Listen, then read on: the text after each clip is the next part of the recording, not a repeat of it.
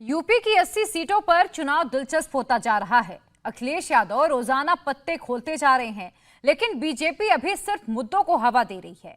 अखिलेश यादव अपनी एनर्जी कांग्रेस को साइड करने में लगा रहे हैं, तो योगी अयोध्या, मथुरा, काशी के धर्मार्थी और मोदी की गारंटी के लाभार्थियों का डेटाबेस तैयार कर रहे हैं। अखिलेश 2024 के चुनाव में पीडीए का जुमला लेकर आए। उनके पास स्वामी प्रसाद मौर्य जैसे रत्न हैं, तो हिंदू वोटर्स को लगातार उकसा रहे हैं। मोदी ने रामलला की प्राण प्रतिष्ठा के लिए अनुष्ठान किया, तो योगी ने 7 घंटे के अंदर ही ज्ञानवापी में शिव को प्रकट कर दिया।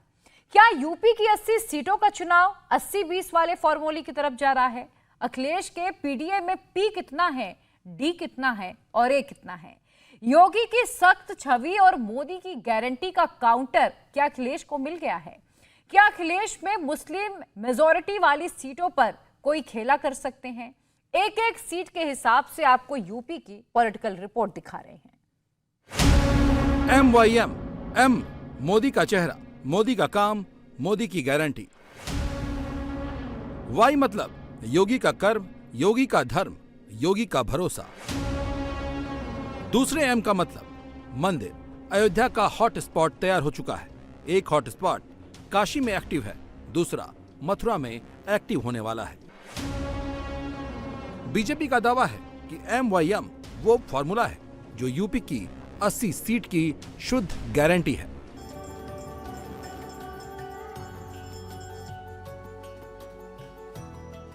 अयोध्या में राम मंदिर का भव्य समारोह चल ही रहा है कि अब काशी से ये तस्वीर आई। कोर्ट ने व्यास जी के तहखाने में पूजा का अधिकार हिंदुओं को सौंप दिया। अधिकार मिलने के साथ ही वहां पूजा पाठ शुरू हो गया और ये मैसेज फिर से गया है कि इसके पहले सारी समस्या मुस्लिम वोट के लिए की गई थी और अब निराकरण मोदी योगी ने किया है। ये संदेश क्यों गया वो भी जान लीजिए। 31 साल पहले बिना किसी अदालती आदेश के व्यास जी के तहखाने में पूजा पाठ बंद करा दी गई थी। तब यूपी के मुख्यमंत्री मुलायम सिंह यादव थे। 31 साल बाद अदालत के आदेश पर पूजा पाठ शुरू हुई है। अब यूपी की गद्दी पर योगी महाराज बैठे हैं और केंद्र में नरेंद्र मोदी। समाजवादी पार्टी का चरित्र आपको मैं याद दिला दूं। 1990 में सपा की सरकार थी। निहत्थे राम भक्तों की हत्या की अपराधी। 1993 में बाबा विश्वनाथ की ईसा स्थान पे केशव प्रसाद मौर्य एक शिव भक्त के रूप में दर्शन करता था और उसको बंद करवाने का काम अनैतिक तरीके से किया गया। माननीय न्यायालय ने निर्णय दिया, स्वागत करता हूं। 2013 प्रयागराज का कुंभ था। उस कुंभ के दौरान श्री अखिलेश यादव जी मुख्यमंत्री थे। मोहम्मद आजम खां उस समय के नगर विकास मंत्री थे। भगदड़ मची, सैकड़ों हमारे तीर्थयात्री मारे गए। तुष्टीकरण की इतनी घटिया राजनीति समाजवादी पार्टी को समाप्तवादी पार्टी बनाएगी। देखिए, न्यायालय ने जो फैसला दिया, जो आदेश हुआ, उसी समय उनको समझ जाना चाहिए। 1 हफ्ते का समय दिया तो 1 हफ्ते के अंदर ही ना होना था, चाहे वो पहले दिन हो चाहे 7वें दिन हो। ये आरोप निराधार है, उस आरोप का कोई मतलब नहीं है। कोर्ट के आदेश को हम और आप सब लोग मानते हैं और सबको मानना चाहिए। हिंदू पक्ष की बड़ी जीत है। क्या मानते हैं कि पूर्वांचल की 2 दर्जन से ज्यादा सीटों का भी ज्ञानव्यापी और इस पूरे प्रकरण का बड़ा असर पड़ने वाला है? देखिए, लड़ाई कहीं है ये नहीं है। हिंदू मुसलमान वोट देने जा रहा है, हिंदू की बात आप कर रहे हैं। ईसाई जैन फारसी वोट देने जा रहा है मोदी जी को। पूरे के पूरे लोग एक स्वर से, हम तो गांव में सुन रहे हैं कि जो राम को लाए हैं हम उनको दिल्ली में ले आएंगे, ये नारा लग रहा है। अखिलेश पीडीए का झुंझुना दिखा रहे हैं और बीजेपी वाले पूजा रुकवाने को मुलायम सरकार का काम बता रहे हैं और सनातन को जगा रहे हैं। और सवाल है कि इससे होगा क्या? जब काशी का सनातनी जगेगा तो पूर्वांचल की 26 लोकसभा सीटों पर डायरेक्ट असर करेगा। लोकसभा चुनाव 2014 और 2019 को लेकर बात की जाए तो 2014 में बीजेपी को यहां से 23 सीटों पर जीत हासिल हुई थी। वहीं उनकी सहयोगी अपना दल 2 सीटों पर जीती थी। इस तरह से एनडीए ने 26 में से 25 सीटों पर फतह हासिल की, जबकि 1 सीट पर सपा को जीत मिली। 2019 में बीजेपी के खिलाफ सपा बसपा ने मिलकर चुनाव लड़ा, जिसका असर इस इलाके में देखने को मिला। 2019 में पूर्वांचल की 26 लोकसभा सीटों में से बीजेपी को 17 सीटों पर ही जीत दर्ज हुई। अपना दल एस को 2 सीटें मिली, 6 सीटें बीएसपी को मिली, 1 सीट एसपी को आजमगढ़ की मिली। लेकिन उसे उपचुनाव में बीजेपी ने हथिया लिया। मोदी की गारंटी और योगी के काम के साथ जब जय श्री राम और हर हर महादेव का एक साथ उद्घोष होगा तो सनातन वोट कैसे उमड़ेगा, ये आप समझ सकते हैं। बात सिर्फ पूर्वांचल की नहीं, पश्चिम की जिन वोटों पर अखिलेश को उम्मीद दिख रही है, उस उम्मीद को भी मथुरा वृंदावन की भक्ति को जगाकर मोदी ने लगभग खत्म कर दिया है। यूपी में इंडिया अलायंस मोदी को हराने की बात तो कर रही है, लेकिन अभी तक गठबंधन ही तैयार नहीं कर पाई। गठबंधन को लेकर पेच ही पेच है। अखिलेश अगुवा बने हैं, कांग्रेस को 11 सीट दे दी, आरएलडी को 7 दे दी। कांग्रेस कह रही है न बात हुई न मीटिंग हुई, कौन सी सीट दे दी, कैसी सीट दे दी, हमें तो 2009 के हिसाब से सीट चाहिए। उधर आरएलडी भी कह रही है 7 से नहीं बनेगी बात, 2 और सीट पर होगी बात। अखिलेश सीट शेयरिंग सेट नहीं कर रहे हैं, बस पीडीए कर रहे हैं। 2022 का चुनाव जनता ने समाजवादियों को जिताया था, लेकिन बेईमानी करके परिणाम उन्होंने अपने पक्ष में कर लिया। इसलिए हमारा आपके माध्यम से जनता से अपील है कि लोकतंत्र बचाने का चुनाव 2024 का है। बाबा साहब भीमराव अम्बेडकर जी ने जो संविधान दिया, संविधान बचाने का चुनाव है। अपना और आने वाली पीढ़ी के भविष्य को बचाने का चुनाव है। और जो अधिकारों को छीनने का काम हो रहा है, आज किसी संस्था में जो संविधान हमें हक और सम्मान देता है, उस हिसाब से सम्मान किसी को नहीं मिल रहा। इसलिए आने वाले समय में पीडीए ही एनडीए को हराएगा, पीडीए ही भारतीय जनता पार्टी का सफाया करेगा। सवाल तो यह है, पीडीए काम तभी करेगा जब गठबंधन मिलकर मोदी से लड़ेगा।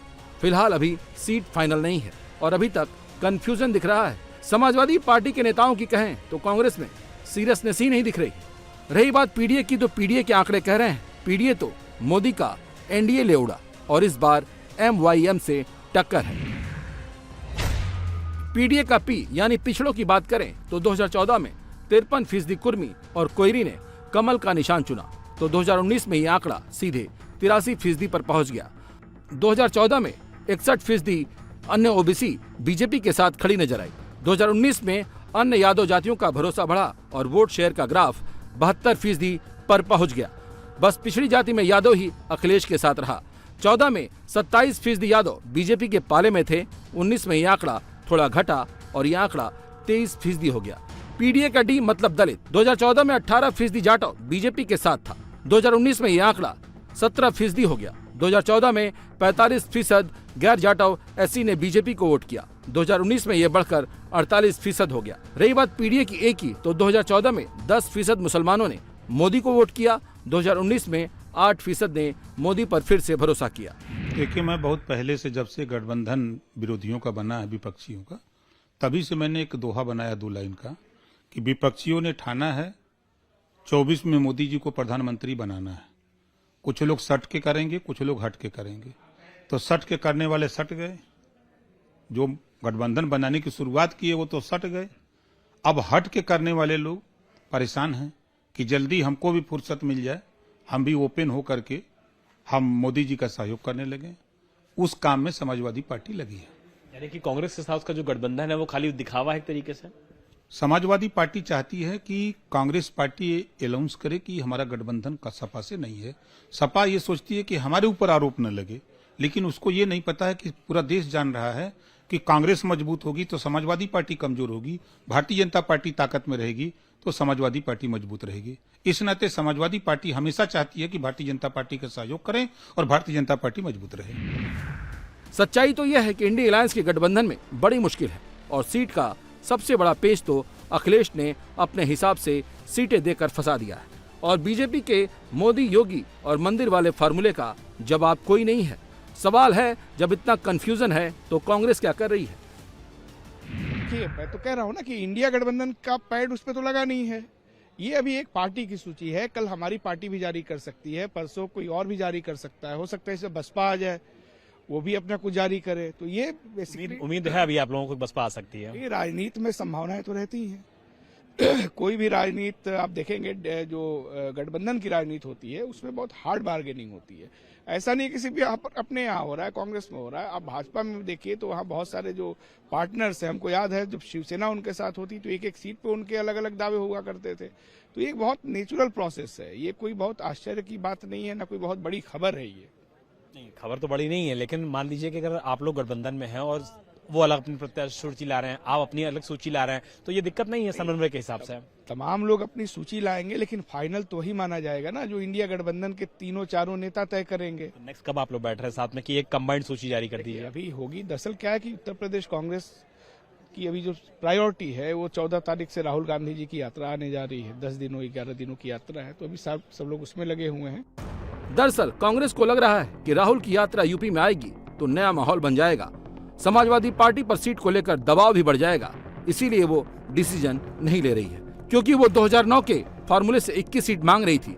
अखिलेश ने सिर्फ 11 सीट पकड़ा दी और 16 अपने प्रत्याशियों का ऐलान कर दिया। मामला तब और फंस गया जब इनमें से कई सीट पर कांग्रेस पहले से दावा कर रही थी। इसमें 6 सीट ऐसी हैं जिस पर कांग्रेस का बड़ा दावा है। खीरी से अजय कुमार मिश्रा बीजेपी के टिकट पर चुनाव जीते थे। उन्होंने सपा के पूर्वी वर्मा को चुनाव हराया था और कांग्रेस यहां 2009 में जीती थी, जब जफर अली नकवी सांसद बने थे। धौरहरा लोकसभा सीट 2019 में बीजेपी के खाते में गई थी। वहां से भाजपा प्रत्याशी रेखा वर्मा ने बसपा के अरशद सिद्दीकी को चुनाव हराया था। 2009 में यहां से कांग्रेस से जितिन प्रसाद जीते थे। फैजाबाद 2019 में यहां से बीजेपी के लल्लू सिंह चुनाव जीते थे। उन्होंने सपा के आनंद सेन को हराया था। इस